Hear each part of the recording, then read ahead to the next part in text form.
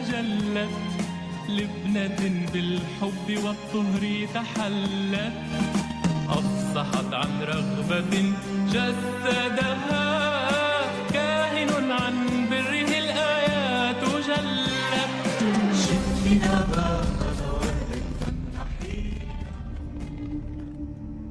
In this era of grave spiritual crisis, it is not enough to simply know about your Catholic faith. That is why we need a Catholic Toolbox to equip us with the practical skills necessary to live our Catholic faith to reach our ultimate goal, which is heaven for all eternity.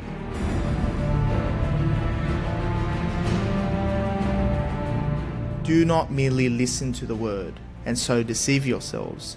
Do what it says.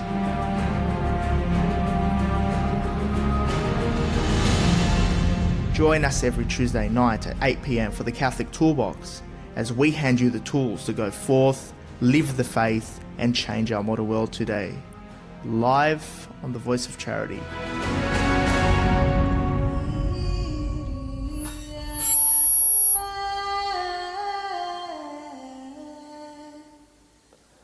And welcome back to another week on the Catholic Toolbox, the art of practical Catholicism. I'm your host and founder, George Manassa, here as we equip you with practical tools to live your faith in our modern world of today. And this week, I welcome back a great friend of mine, Father Stephen Hill. Welcome back to the show, Father. Thanks, George. It's great to be here. It's always great to have you and conversate with you and pick your mind or pick your brain. But first I have to ask you, you were on a cruise. I was. And you enjoy cruises. I enjoy cruises, but it's not all fun. This is actually ministry. People think that it's all a big lark. Yeah. Yes, I love doing it. I enjoy it. So you weren't just cruising around? No. So it was a chaplaincy with Apostleship of the Sea. What people may not know is that the Apostleship of the Sea is a Catholic agency that has care for the people of the sea. And by definition, anyone who is at sea is a seafarer. So one of the things that the Catholic Church is really good at is making sure that everybody's allocated to somebody. So every single Catholic has somebody who is entrusted with their care. So while they are at sea, there is an agency entrusted for their care. Wow. So the Apostleship of the Sea, United States of America, runs a cruise ship priest program with some cruise lines where the cruise line places a priest on the ship as chaplain on the ship. So there's daily mass, which is lovely, and it's just a really fabulous ministry opportunity whilst also getting to see the world at the same time as well. That's amazing. So it's essentially a chaplaincy at sea for all the... Do all the cruise ships have the chaplaincy on board or some form of chaplaincy? Sadly, it's not as common as it used to be. So these days, if people are wanting to book a cruise and they'd like to be able to get to Mass on the ship, then they really need to do their homework beforehand. Yeah. Because as far as I know, there are no longer any cruise lines that have a priest on every cruise. Yep. There are some cruise lines that offer a priest on selected cruises.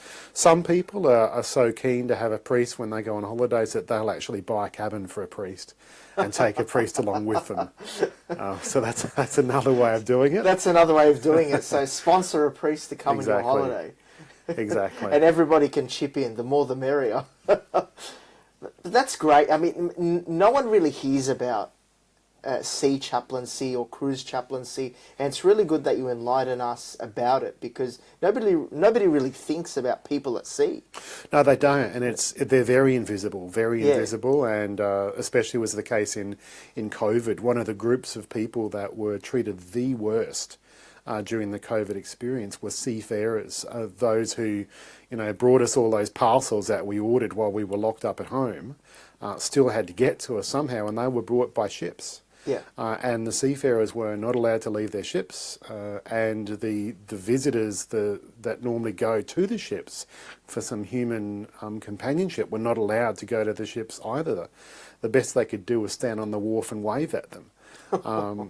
which was all a little bit silly, but that's what happened in COVID. So it is something that tends to be very, very invisible. Yeah. But I think it's a fabulous ministry. Most large commercial shipping ports have a seafarers centre. Yeah. Either the Mission of Seafarers, which is the Anglican mission, or Stella Maris, Apostleship of the Sea, which is the Catholic mission. Wow. And they do a lot of this kind of work, ministering to the ships that come in, things that happen. When I was up in Newcastle, I did some work with the Ecumenical Seafarer Centre up there, which does a fantastic job in Newey. Wow. And every now and then I'd be called to go and visit a ship, usually after some tragedy had happened, like one of the crew had died or an accident or something like that. Yeah. But I also had the great privilege of going to the Mish, as it's called, the mission every fortnight, and celebrating Mass for any seafarers that happen to be there. And that's the thing I love most about this ministry, is the ministry to the actual crew members themselves. And we have a crew Mass, usually 11 p.m. on Sunday nights on the cruise ships, and crew come along to that. And on this cruise it was Ash Wednesday. Well, we had Ash Sunday. That's great timing. That's really great timing. Yeah. Oh, you had Ash Sunday? We had Ash Sunday for the crew because, I mean, on ships, the schedule of the ship, that's it. Nothing changes just because you want it to, so the crew Mass is Sunday night. So you could have an Ash Monday, that could be Maronite. Could be. But it was really beautiful and very moving to have the imposition of the ashes on the crew members that came to the Sunday evening Mass. Or mainly, every time you're on a cruise, you're usually a chaplain. Yeah, you put your name down as a chaplain. That's right. That's amazing, and it's great work. And for those who want to learn more, they can. How can they find out more about the ministry or chaplaincy? Is there a website somewhere you can refer them to? AOS-USA.org. So that's the Apostleship of the Sea, United States of America, and there's a section on their website for Cruise Ship Priest Program. Okay. And there's one or two other agencies. So Compass Speakers, I know, is another agency. I've not worked with them, but they are an agency that places priests on some other cruise lines as well. Wow, and that's great. So definitely check that out when you're off on your next cruise or your next holiday. So you may have a priest on board. But let's get into today's topic. It's my favourite, as usual, liturgy. You know, I'm a bit of a liturgy geek, and I think you're a bit of a liturgy geek as well. But we're speaking about the development of liturgy, and we're going to touch on the Ordinariate Liturgy, because you are a priest of the Ordinariate of Our Lady of the Southern Cross here in Australia, which was an Ordinariate. Do you want to explain a little bit what is the Ordinariate to our listeners? Yeah, sure. So the Ordinariate is a non-territorial diocese. So it's a diocese whose membership is based on not geographical territory, but it's based on persons. And so it was established here in Australia in 2012 by Pope Benedict XVI in response to requests over going back for decades by groups of Anglicans who had come to the church and said, is there a way that we can become Catholic yet not be required to wipe the dust off our feet from where we've come from? Keep elements of their tradition. Exactly. Keep that Prayers, which is good, true English and beauty. patrimony, which is beautiful. Exactly, absolutely beautiful. Exactly. So tremendous blessing that Pope Benedict said yes and had this vision and made the Ordinariates possible. And as I said, the one here in Australia, Our Lady of the Southern Cross, was erected in 2012, and I was ordained a priest for the Ordinariate in 2013. So I just had my 13th anniversary of ordination last week. And congratulations again from myself and possibly everybody listening here on the show. Thank you. But you're an Anglican, and you found the Catholic faith. And like many other Anglicans who joined the Ordinariate, and people who aren't former Anglicans, they see that, and they come from a high Anglican background. Many of it looks like Catholicism, acts like Catholicism, calls itself Anglo-Catholicism, but it's not Catholicism. And it gets to the point where many of these people just say, look, we want to be in the bark of Peter. We want to be in communion with the church. because you're either in or you're out of the church. It's black and white. We're either in commune with the Holy Father and the successor of Peter and in the one true church, or we're not. So a lot of these people, many are coming through the Ordinariate. We've had about 4 to 6 people confirmed last Easter. There's so many people coming through, and especially with the recent things that are happening, many Anglicans are coming to the Catholic faith. They're coming over. True, it is. I think it's really important to remember too, George, though, that for every single one of us, every single one of the baptised, our faith is always a work in progress, and our faith is always a journey. So there may well be many people who are on that journey that becoming Catholic isn't for them today. Yeah. But it might be another time, and I think that was the case for me. Yeah. And I can think of many other people that has been the case. And we see, the Holy Spirit working away at those people. Their faith grows, their faith increases, they learn more about Jesus and his church. And, to us who are Catholic, it's pretty obvious what we believe about the church, but it can be a journey for some people, even to intellectually know what it is that we actually teach and believe about the church, and then taking it to heart is another thing. So we see all these streams of people who are on their own journeys, and they're all in different places. Yeah. So, what we can say is, Anglicans, come home. There's a home for you in the Catholic Church, and not only just to join your local parish, but a special home where elements of the English liturgy, the beautiful prayer of humble access, many of the prayers that you worshipped in your Anglican tradition in the Catholic Church, but keeping that English tradition and being Catholic, fully Catholic. It's like somebody who is, for example, Ukrainian Orthodox or Antiochian Orthodox, and they want to become Catholic. They can join the church, not have to join the Latin Rite. They can join, the Melkite Greek Church or the Ukrainian Catholic Church, the counterpart. And this is a way for Anglicans to become Catholic and not lose their heritage and be essentially English, but as Catholics. Commune with the Holy Father. Absolutely. And this is all really a recognition of diversity. We as human beings, we're obviously all different. You've just got to walk around and look around, open your eyes. And it's the same in the church. Yeah. So this actually all stems from culture, it stems from the history of the church, it stems from how liturgy and local churches actually developed historically in the church, and that's really, really interesting. And I think it's really important for us to actually understand liturgy in our own time, because Jesus didn't hand over a book of liturgy, here you go chaps, use this. That's not what happened. Yeah. But even from the beginning, there was a variations of liturgy, but obviously commonalities. And the one fundamental commonality is the Christ event, the Paschal mystery. Yeah. They knew him through the breaking of the bread. That beautiful line that we see in the scriptures, that beautiful encounter of Emmaus, amongst others. So the Eucharist, the breaking of the bread, the Christ event, the Paschal mystery, that's the fundamental engine room, if you will, of the church, of the faith, and that's the moment that's made present or represented every time that the Eucharist is celebrated, no matter what particular liturgy is used. Wow. Now, what do you have for us today in terms of, I'm very excited to get into the development of liturgy and what we're about to discuss. Yeah, so I thought I'd talk about some of that general stuff a bit more, because I think it helps us to situate. Most of us, we know what we know. Yeah. And we don't know that much outside of us. So for most people in the West, I know it's a broad generalisation, what we know is the Roman Rite.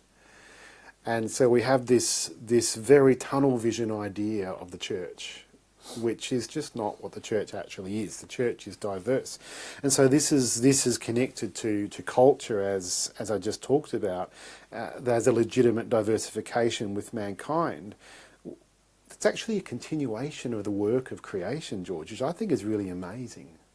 Now, the word culture comes from cultivation, and one definition we could use for culture is the cultivation of the goods and values of nature.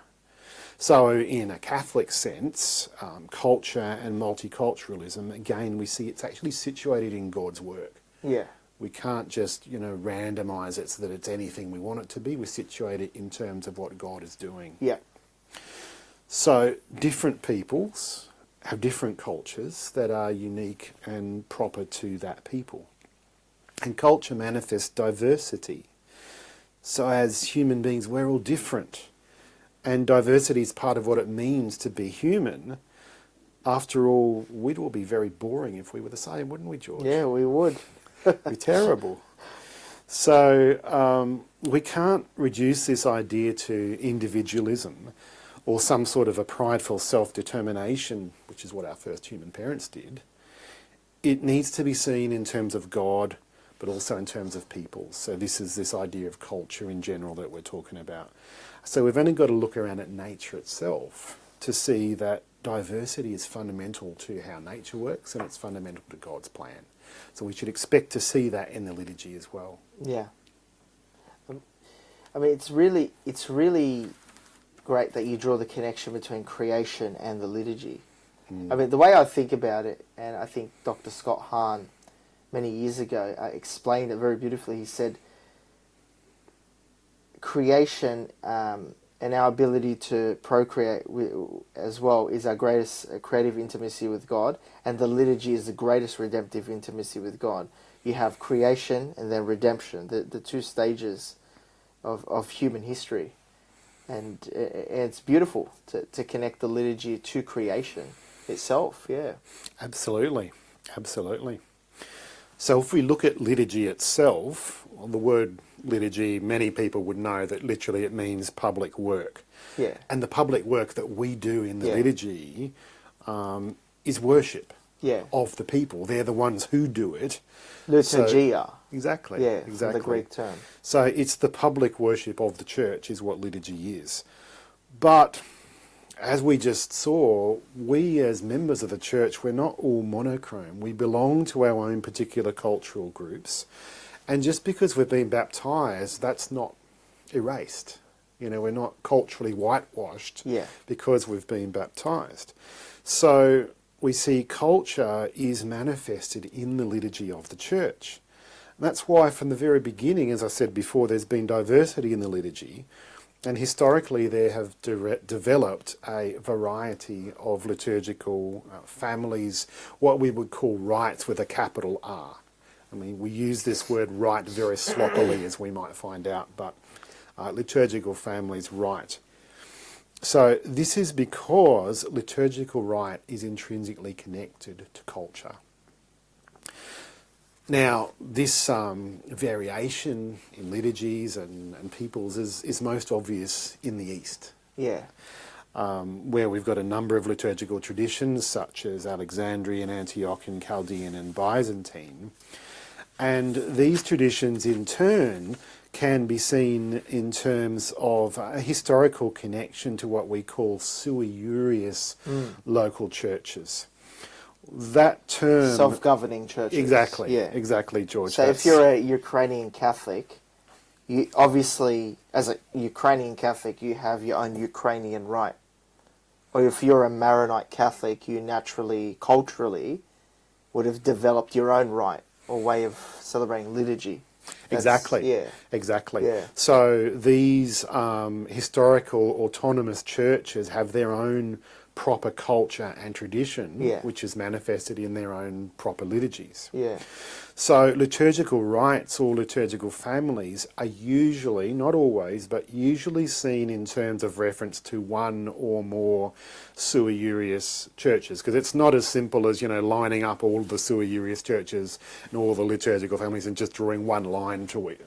It doesn't work like that. But in the more general sense, that's basically how it developed. Yeah. I want to take a very slight diversion because I often hear people talking about the idea of conjuring out of nowhere new sui juris churches, because they like the idea of a separate autonomous jurisdiction, which incidentally is what the Ordinariate is, but that's another story. Yeah. But you hear people saying that, well, we should have a sui juris church for this or a sui juris church for that. The problem is that from a liturgical perspective, this is gravely problematic because liturgy is understood in a historical context. We can't just conjure liturgy out of nowhere. We can't just say that, oh, let's get the best 6 liturgists in a room and let's come up with some brand new liturgy that has no connection to anything, no connection to history. I mean, you fabricated liturgy. Exactly. It's as totally, Cardinal Ratzinger says, we're fabricating. Totally artificial. Yeah. Has no connection to the tradition of the church. Yeah. So Exactly. We understand liturgy is being received because it goes back to that Christ event that we talked about, the one Christ event. But it organically develops. Exactly. We just let it happen.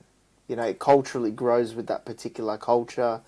Well, it's guided under legitimate authority, but I don't think you'd say it's something that's planned. I mean, you know, I'm not a big fan of liturgy that's planned. Yeah. It usually ends up being pretty horrendous if, you know, planners sit down and come up with a liturgy. A Eucharistic prayer, maybe. So they come up with prayers on the spot, you know. Yeah, so there does need to be a certain amount of naturalness and organic development. So yes, it takes place under the guidance of legitimate authority, because in each diocese, who is the chief liturgist of each diocese? Is the bishop. Is the bishop. And if you look at each patriarchal family, I suppose, the chief liturgist is the patriarch, right? So historically, the important local churches would have their own particular liturgy, which was a manifestation of their own culture. And if you lived in their sphere of influence, then naturally you'd adopt their liturgy, or at least a variation that was heavily influenced by their liturgy. And so this is why, with the expansive influence of Constantinople, for a very, very long period of time, that its liturgy, the Byzantine liturgy, became the most dominant in the East. So again, this manifests that liturgical rite is connected to culture and people. It's not something we can artificially manufacture, and we can't just create new sui juris churches out of nowhere for expediency. Which is why the Ordinariate is an Ordinariate, and not a self-governing church. Correct. Well, it's not an autonomous, or it's not a sui juris church. It has a certain amount of self-governance, but in the sense of being a diocese. Yeah. Because it's canonically in canon law, it's a diocese. So it is a particular church. And to me, that's a great reassurance, because the most fundamental building block of the Catholic Church is the local church, the particular church, that is the people gathered around their bishop, which is what a diocese is. Yeah.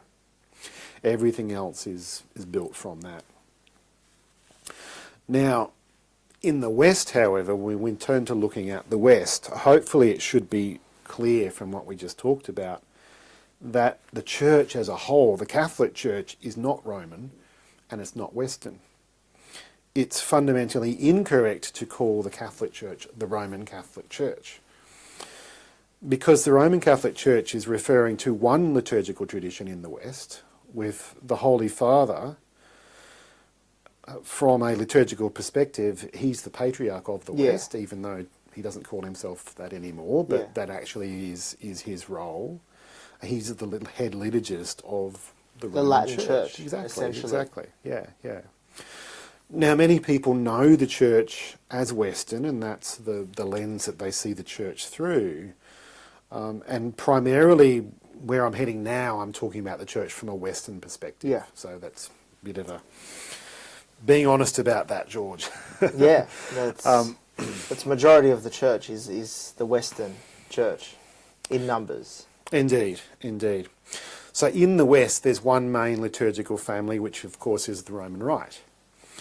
And the sui juris church of the West is the Church of Rome. We don't think of it being self-governing, but of course it's self-governing. It's a self-governing church. It's the Latin Church. Yeah.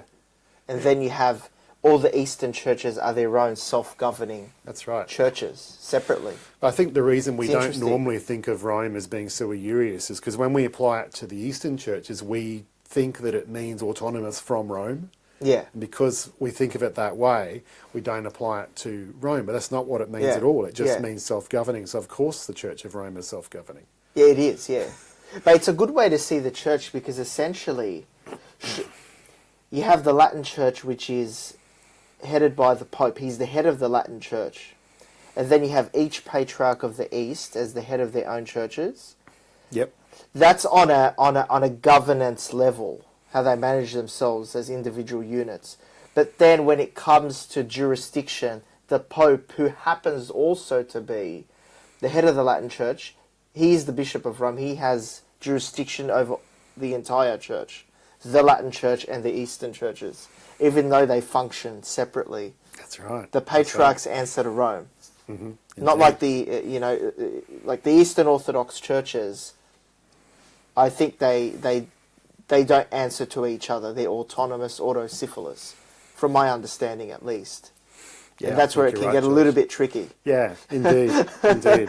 But again, we're already starting to see the multifaceted aspects of the church, aren't we? Yeah. And they're just beautiful, like a multifaceted diamond, to realise that this is just how broad our one church is, that we belong to the one church that has all of these And dimensions. we're all equally Catholic. Yeah. It's all equally our Lord. It's the same faith. Maybe a different liturgy, prayers, but it's the same Eucharist. It's the same theology. It's the same communion. And we're under the same Holy Father. That's Who's right. the visible source of unity. Amazing. Yeah. It's amazing. There's a place for everybody, really. Whether you're Absolutely. Eastern or you're an Anglican and now you're Catholic, you're in the Ordinariate. And yeah, there's a place, really a place for everybody in the church. The universe. This is how we can really see the universality of the church and broaden our horizon. Absolutely. So, what we saw happening historically in the West, George, was a gradual and a progressive Romanisation of the liturgy in the West. So there were various other traditions, such as the Celtic, for example. Yep. Within the Latin Church, it's a church, but there's multiple rites within that church. Yeah, that's correct. However, what they tended to do in the West, either by choice or by it being imposed by Rome, is the liturgy was tended to be Romanised in the West. Yeah. And so this was seen basically as a deference to the prerogatives of Rome. Yeah. So it was basically a way of nailing your colours to the mast, just saying, hey, we're with them. You know, he's the patriarch of the West, therefore we're going to use his liturgy. So that's a very gross oversimplification, but effectively it's basically the case. But there are many. So you have the Roman rite. Yep. And we'll get into. I'm sure you'll get into this a little bit more later. Mm-hmm. But that's one rite, even though it's a majority of what the Western Church uses everywhere, your local parish. But then you have the traditional Latin Mass, which is a use of the Roman rite. But then you have different rites altogether, like such as the Celtic rite, the Gallican rite, the Dominican rite, the Franciscan rite, the Mozarabic rite, the Carthusian rite, which is very interesting. Yeah. There's so many different rites, and I've experienced the Dominican rite many, many times. It's a beautiful liturgy. It's similar to the traditional Latin Mass, but there's different variations, different prayers. It's really beautiful. And when I was in Milan, I probably should have visited the Ambrosian rite. But never got a indeed. chance. So in the West, most of those rites have become defunct. In that they've either been suppressed or they've naturally died, with a few exceptions. So you mentioned some of those exceptions, like the Ambrosian, for example. Some of those exceptions, they're observed in a very small geographical area. Or you have others like the Dominican, which is actually a use of the Roman rite rather than being a separate rite in itself. And so I guess what I'm sort of basically saying is that it's natural that when you have a political sphere of influence, because of course we've got to mix politics in with it, haven't we? Yes. But it was. That's a historical fact. The political sphere of influence of Rome, that people who were Western Catholics, they would want to align themselves as much as they could with Rome, basically, which is why, in part, that you see the gradual Romanisation of liturgy. And even when you have variations, most of those variations are still very closely aligned to the Roman Rite. They're either a use of the Roman Rite or quite close to it. So basically we have, essentially, there's one liturgical family in the West with one or two other much smaller families, but the Roman Rite is the main liturgical family in the West, whereas in the Eastern Church we have those various other liturgical families that we talked about before. But if I can, George, what I want to do is I just want to go to a couple of documents of the Church, because I had a look at these before, and I think they actually help us to really understand just what the Roman Rite is, what is so special about it. And as a liturgist, I don't believe in proof texting, which is where you pull out a text and say, there, see, it says this. Yeah. That's proof texting. Yes. But if we're going to do things in a scholarly way or in an academic way, you have to go to the sources. You have to go to what the documents say, especially when they're magisterial documents, documents of the Church. Exactly. So that's why I pulled out these ones. Exactly. And I think this one's really, really fascinating, George. This is from the General Instruction of the Roman Missal. For people who might not know, the General Instruction of the Roman Missal, it's a section that's found at the front of the Missal, and it is what it sounds like it is. It's the General Instruction on how to do the Roman Rite, effectively. And it's got all sorts of instructions for how to actually celebrate the Mass. Things like how churches should be ordered and arranged and all sorts of things. So it's basically all of the information that you need to celebrate the liturgy that isn't in the actual liturgy itself. Because when you're celebrating the liturgy, you don't want all this stuff there, because it'll just get in the way. Exactly. And make it hard to find the bit you need. Exactly. So it's the technical manual for how a priest and the church celebrates the operator's manual. The Mass. And the great thing about the Roman Rite is its attention to detail. Exactly, exactly. So have a listen to this. The principle shall moreover be respected, according to which each particular church must be in accord with the universal church. So it starts out by talking about the diversity of the church. It starts out by talking about particular churches, but each particular church must be in accord with the universal church. So the church is particular and universal all at the same time. Not only regarding the doctrine of the faith and sacramental signs, but also as to the usages universally received from apostolic and unbroken tradition. So the liturgy, ultimately, it's apostolic. It goes all the way back to the apostles, so the liturgy is apostolic. That's another aspect that we mean when we say, I believe in one holy Catholic and apostolic church. The liturgy that we are celebrating, that moment when we profess the creed, is apostolic. Based on unbroken tradition.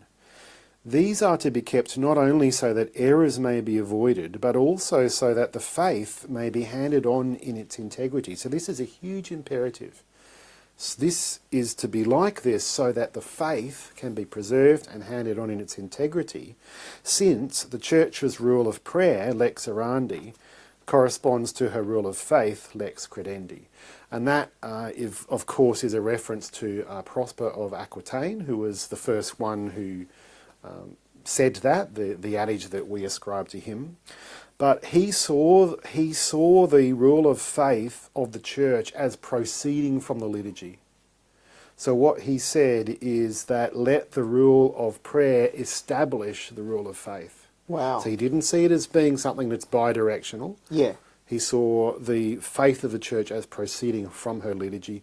And of course it does, because where do we fundamentally find the Christ event? Where do we fundamentally have the encounter with God? In the liturgy. Wow.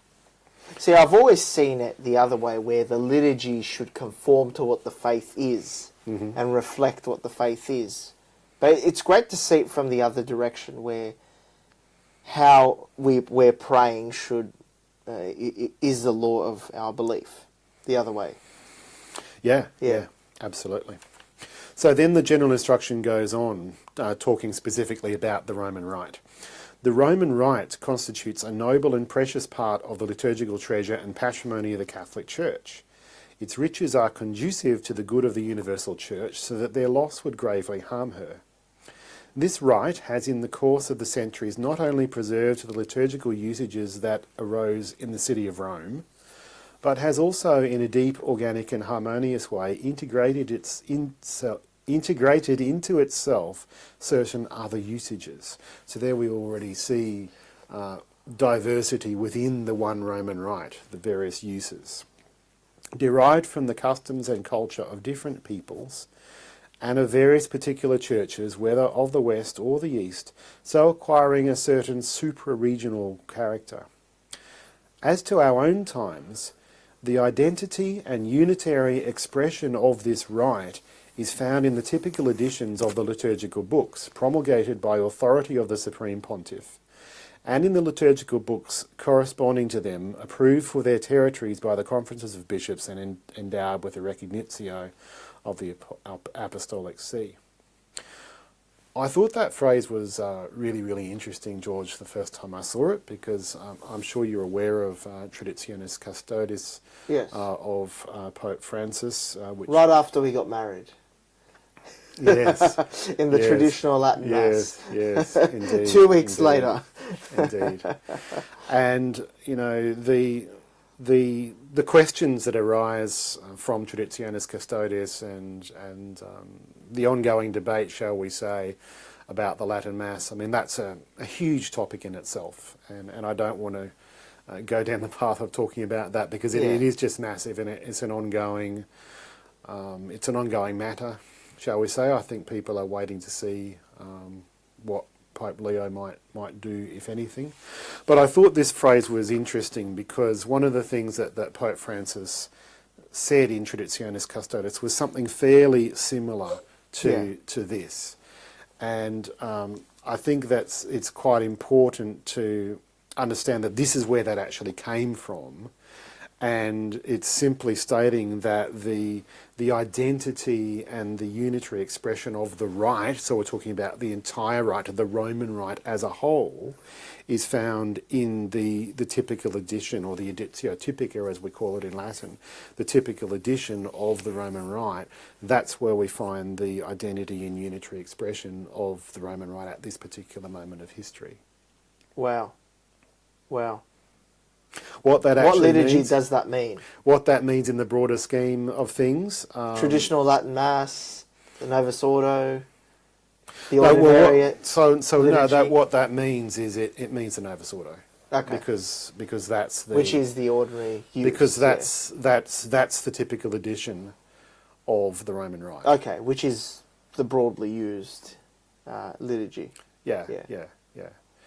And so obviously there's lots of liturgical questions that are really fascinating, but we're not going to solve those tonight. We're not going to solve those tonight. So another solution is the Ordinariate. Why don't we just adopt the Ordinariate liturgy as the standard?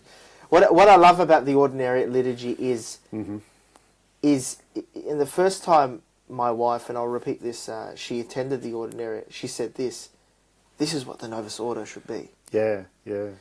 Here you have, and this is the Ordinary liturgy that you celebrate, here you have something, what is a traditional Latin Mass, but in Old English, and the readings, the first and second readings, the lectionary is similar to the Novus Ordo, where it's a 3-year cycle. Yep, same lectionary. So you have a Latin Mass, but the readings and the lectionary is the new rite of Mass, and somebody reads from the Ambo.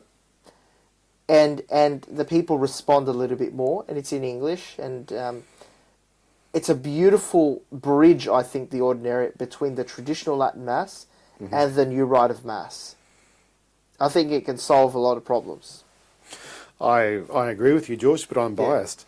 It's not just for Anglicans. It's not. I think it's gravely problematic to, put it in a box and say it's this and nothing outside of that box. It's a liturgy for the whole church. Absolutely, because liturgy is always for the whole church because it's the liturgy of the church. Yeah. So I think the points that you've just mentioned, George, really resonate well with the next thing that I wanted to mention, and I'm not going to read the whole thing because there's a fair bit there, but this is from Sacrosanctum Concilium. Yep. And that was the document of the Second Vatican Council on liturgy, and it established a vision of the church for what they called the renewal of the liturgy in the West. And I'm referring specifically to paragraphs numbers 37 to 40, because they talk about a lot of the things that we've been talking about tonight, George. That is the universality of the church, recognising that the church is universal but diverse, and culture and tradition. So this section is norms for adapting the liturgy to the culture and traditions of peoples. It recognises, it remembers that the church is made up of peoples, it's made up of cultures. It remembers that liturgy from the very beginning is a manifestation of culture. So this is actually acknowledging that within the Roman Rite we can and should actually have uses. So a use is basically a variation of the main rite. So it's a variation of the Roman Rite when we're talking about the Roman Rite for a specific cultural group. Now, historically, we've seen cultural groups in terms of race. The problem is that idea is really racist. And I just don't know that it works in the world that we live today. So I don't think... Or maybe not a race, at least a culture. Exactly. So what we're saying is we don't identify culture by race anymore. Yeah. Not in the West anyway. Yeah. I mean, some places we might, but, you know, I think even in Australia, I mean, the idea of what it means to be an Australian, that is not something that is racial. Yeah. It might have been 100 years ago, more or less, but it's not now. Yeah. So this idea is saying that peoples and culture is the concept, not race. Yeah. So here we have in Sacrosanctum Concilium from the Second Vatican Council, even before the renewal of the liturgy has actually taken place, the Church saying, hey, we want to allow for variations within the liturgy for particular cultures and groups of people. And then it talks about how that might go Sorry, on. Father, which was the case, as we saw in the Ambrosian Rite. Previously, there were variations. The Dominican Rite, which is based on a religious order. Well, it was very much the case before 1570. Yeah. When it's not a new concept. There are variations. Now, we're not saying we could just make up liturgy with how we feel. Correct. It actually means something serious about a liturgy that may adapt to, and we'll talk about it, the Ordinariate, for example. You know, it celebrates basically similar to the Latin Mass, but it incorporates the elements of the English tradition that have been there for hundreds of years. It's not just made up yesterday. We're going to make up prayers and fabricate it together. It was an organic development. Yeah.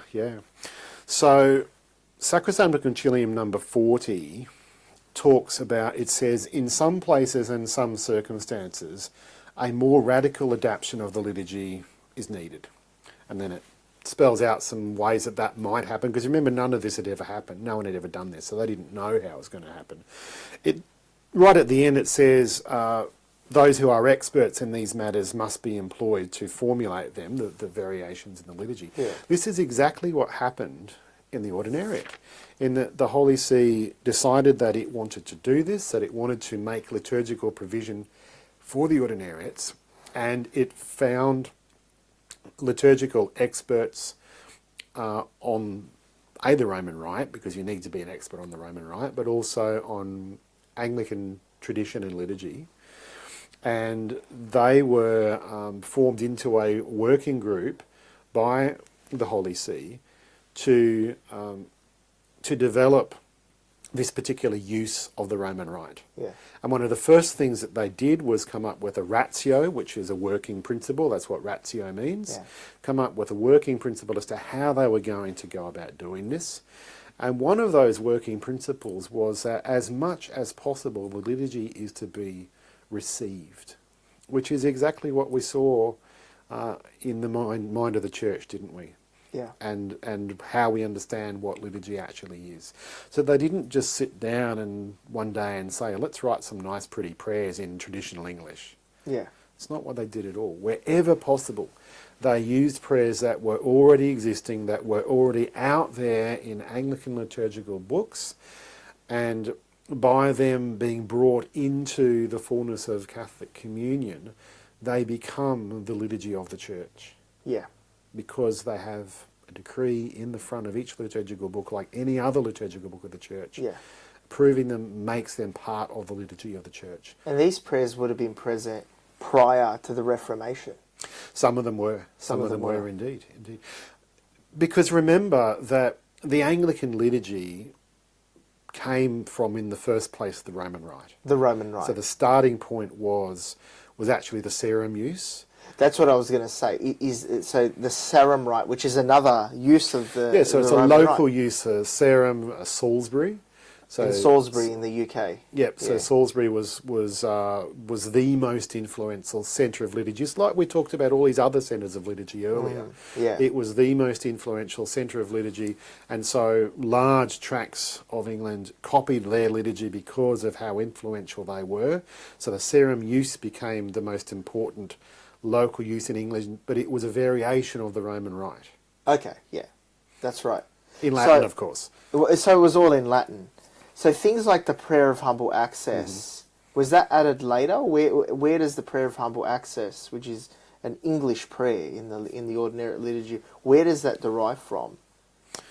So there were some prayers in the English liturgy that were written by Thomas Cranmer, and that was one of them. So that one is his creation. Some people, they get the heebie-jeebies about it, shall we say, George. They get a little bit uptight because we know that Cranmer, he wasn't exactly Captain Catholic now, was he? Yeah. But again, the fact is that these things have been brought into the fullness of the church and redeemed by being brought into the liturgy of the church. They are the liturgy of the church. That's it. It's very interesting. So Augustine of Canterbury arrived on the shores of Canterbury to preach the gospel to the Anglo-Saxons, and he brought with him the Roman Rite, the traditional Latin Mass. He didn't impose it though. He actually respected their own traditions because he was surprised to find there were already Christians there. Yes. And okay. Various other liturgical traditions, which is why the Celts hung on for quite some time. Yeah. The Celtic Rite. Exactly. Wow. So basically, he wrote back to the Pope and said, "I've found these various other liturgical traditions. What should I do?" Yeah. And the Pope wrote back to them and said, "Don't be hasty in forcing them to conform to the Roman Rite. Respect what they have that is good and true, and encourage them and nurture them as a father in God." Is effectively what he said. Can't we learn from that today? Yeah, it's beautiful, isn't it? It's in Bede's Ecclesiastical History of England. In Bede's Ecclesiastical History of England. I'll have to get my hands on that. Yeah. That sounds like a wonderful book to read. And so he arrived there, and he obviously celebrated, and then in Salisbury, they organically over time developed their way. How does it organically develop? Does he arrive in the UK, spread the gospel, leave the people who have their own rights alone, and then people naturally adapt or make adjustments to the liturgy, and then it becomes the Sarum Rite or the Sarum use? So there was a synod called the Synod of Whitby. Yeah. And my history's a bit rusty on all of this, so I'll have to read up some more on the history. But there was a synod called the Synod of Whitby, where they basically decided to embrace the Roman usage fairly universally across England. So, I mean, it wasn't a case of just one single event and that was it, but that was a very, very important one. And so what you saw is over time the Romanisation of the liturgy in England. So then within that particular context you have variations. So a lot of the variations are things like prayers at the beginning of Mass. Yeah. So we would say, technically we'd say that anything before the introit is not actually part of the Mass. Yeah. But it's still in the Missal. Like the prayers at the foot of the altar. Yeah, exactly. So there's all sorts of extra prayers in the Serum use that are not in the contemporary Roman use. Yeah. And so on. The Collect for Purity, which we have in the Ordinariate, Wow. is from the Serum use. But it's not in the Roman Rite, it never was. So why didn't Pope Benedict XVI just reinstate the Serum use as the liturgy for the Ordinariate? Because it had been dead for hundreds of years. Nobody's used it. Nobody's used it. And so this is the other principle, is liturgy is received, Yeah. but you can't just jump back hundreds of years in history and say that, oh, I like that, because that's what we call archaeologism. Yeah. Where we treat liturgical history like some sort of a mine, where we just go and dig up the bits that we like. And Yeah. who's that all about? It's all about us. And who's the liturgy all about? It's all about God. Yeah. So this is why it was never a practical reality. It was never even considered. It was never even suggested, because it's just fundamentally contrary to a right understanding of liturgy. That we can't just... Archaeology, how do you say that word again? Archaeology. with difficulty, George. Yes, I can't even pronounce it. Archaeologism? That'll do. Okay, archaeologism. Yeah. I've never heard that term, but that's a really unique way of putting it. That it's not just... The best thing to do is not just to dig up an old rite for today's situation with a lot of the Anglicans becoming Catholic, but to formulate a use organically as much as possible.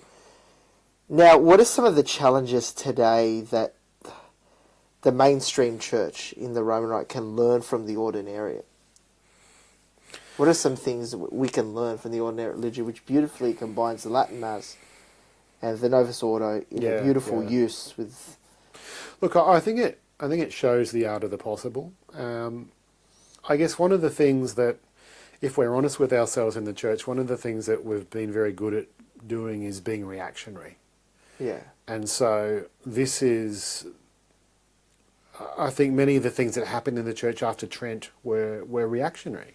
That's just the way the church did business back then. Yeah. And that's why you basically had, the Missal of 1570 or whenever it was around then, and you had so the Tridentine Missal and the other uses were suppressed, but that effectively, it was a doubling down. It was not because there was anything wrong with those other uses. It was a response to the Protestant Reformation, and effectively a nunning of colours to the Mass and saying, this is who we are as Latin Catholics, as Roman Catholics, and this is our Mass.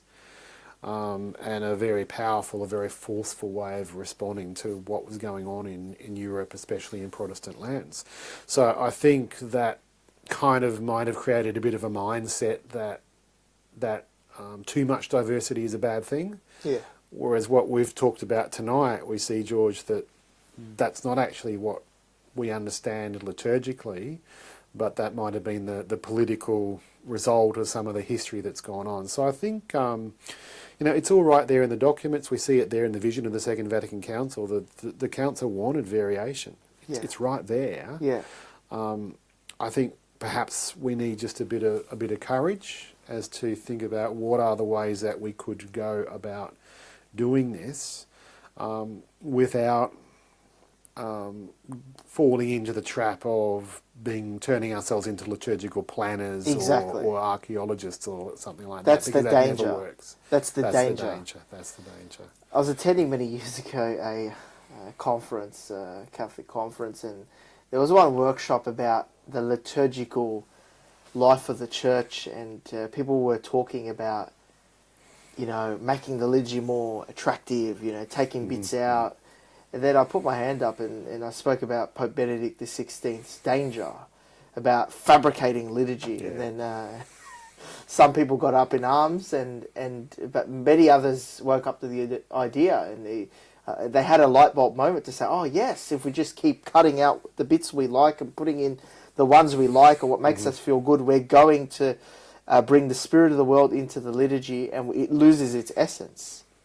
Liturgy is not about how you feel or how I feel today, and I like this bit of the Mass and that bit of the Mass. Let's cut this bit up and surgically put things together. It's about the organic development for 2,000 years that's sustained the faithful, the sense of the faithful, the sensus fidelium. And it's about conforming ourselves to the liturgy, which is true worship. Yeah. And true obedience. Yeah, and the proper place for issuing a use of the Roman Rite is obviously the Holy See, and the Holy See in its prudence assesses these things. But there is a human danger, even on a church, on an ecclesiastical level, in just fabricating a rite, which Cardinal Ratzinger speaks about as a danger. We can't just fabricate liturgy, come up with prayers, piece them together. It has to organically develop or come from an organic development. Yeah, absolutely. Yeah. And I think the starting point for that has to be a love of the liturgy. Yeah. Because if you don't love the liturgy, how can you do that? How can you feed positively into the organic development of the liturgy? And so we're talking about liturgical formation is so important as well. But I don't think you truly do liturgical formation in a classroom. You do it in the church. You do it, yeah, absolutely. And as you said before, lex orandi, lex credendi, how you pray is how you believe. The liturgy needs to reflect what we believe and help us to worship God, not to distract us with human means. This is why, look, I personally find sometimes it can be challenging when liturgy is noisy or there's too much elements, of the world in liturgy, such as too many computer screens and everything else. But yeah, that's something to be worked on. But let's go into 3 practical tools. How can the average person reappreciate, relive that liturgy and look at the diversity of the church in her liturgies? What are some 3 practical tools you can leave us with? I think really importantly is to jump again right back to our definition of liturgy. That's remember what liturgy is. Every time you walk into the church door, if you bless yourself with holy water or whatever it is you do as you walk in, remember that the liturgy is the work of the people. And who's the people? That's you. Yeah.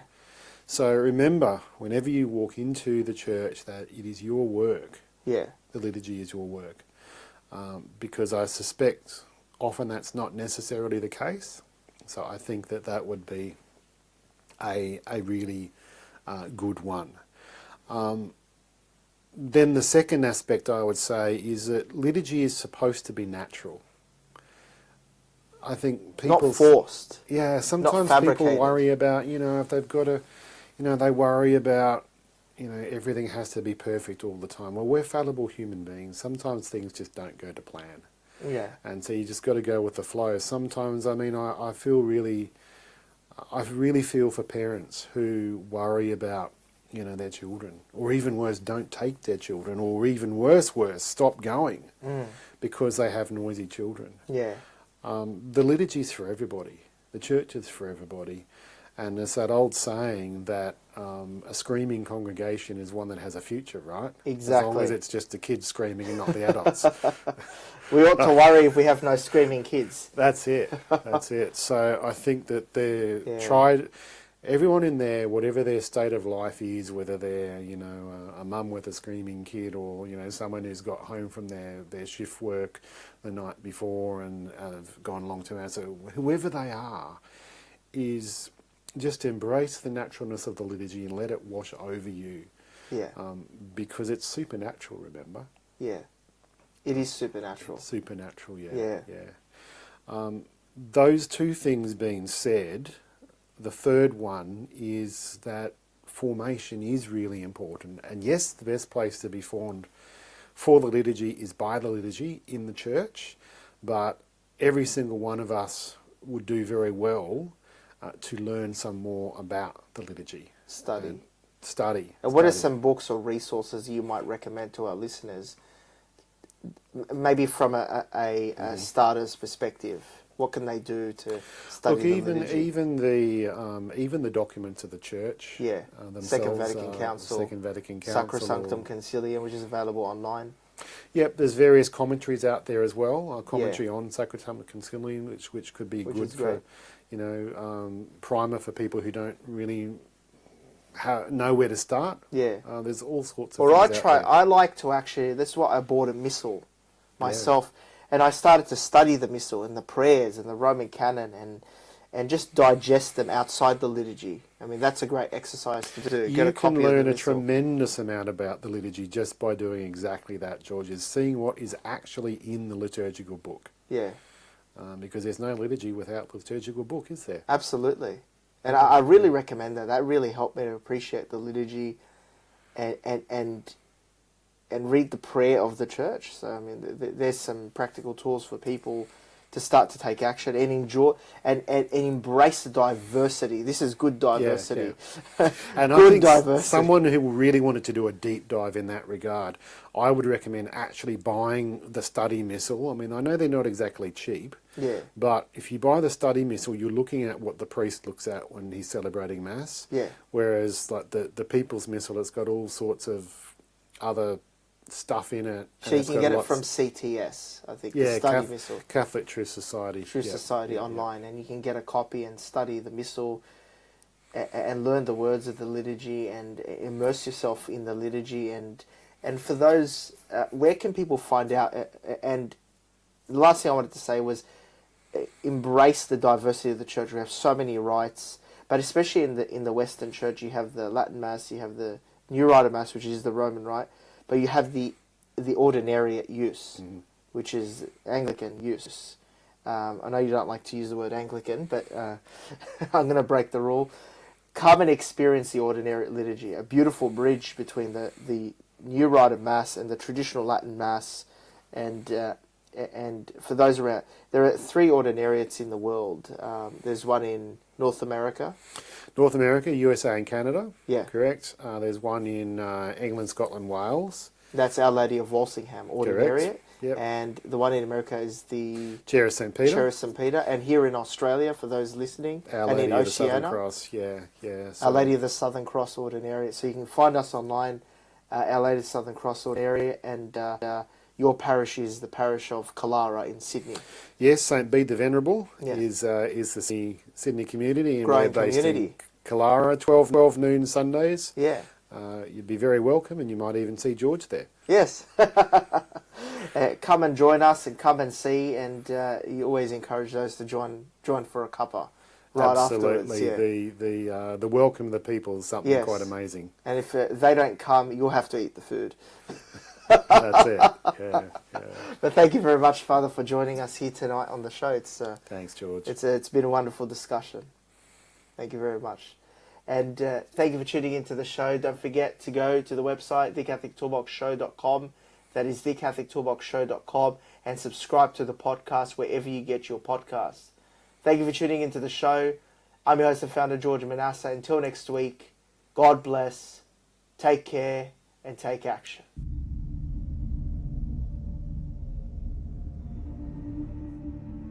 In this era of grave spiritual crisis, it is not enough to simply know about your Catholic faith.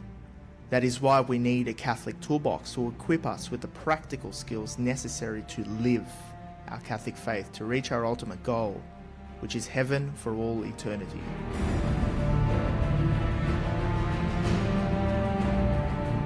Do not merely listen to the word and so deceive yourselves. Do what it says.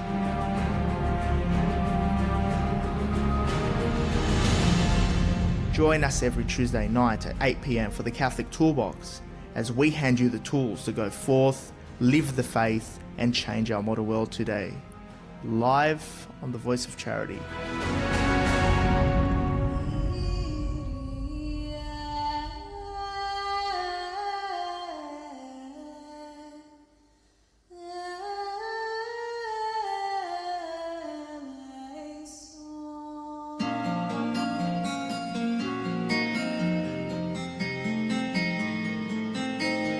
We are coming live to you from the Voice of Charity Australia, 17:01 a.m.